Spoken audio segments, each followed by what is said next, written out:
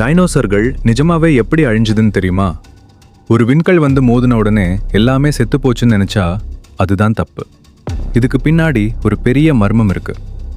சுமார் 6.5 கோடி வருஷத்துக்கு முன்னாடி மெக்சிகோ பக்கத்துல இருக்க கடல்ல சுமார் 10 கிலோமீட்டர் அகலமுள்ள ஒரு பிரம்மாண்டமான விண்கல் வந்து மோதிச்சு. சிக்ஸுலூப்னு சொல்லப்படுற அந்த விண்கல் மோதின அந்த ஒரு வினாடியில பல கோடி அணுகுண்டுகள் ஒரே நேரத்துல வெடிச்ச மாதிரி ஒரு பயங்கர வெடிப்பு.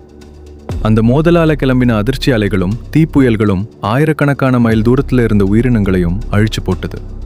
ஆனா நிஜமான ட்விஸ்ட் இன்னும் இருக்கு. அந்த மோதலால பூமியோட வளிமண்டலத்துல கோடிக்கணக்கான டன் தூசியும் புகையும் கிளம்பி மொத்த வானத்தையே ஒரு கருப்பு போர்வை மாதிரி மூடிச்சு. இதனால சூரிய ஒளி பூமிக்கு வராம பல வருஷத்துக்கு பூமி முழுசா இருட்டுக்குள்ள போயிடுச்சு. சூரிய ஒளி இல்லாததால செடி கொடிகள் வளர முடியாம அழிஞ்சு போச்சு.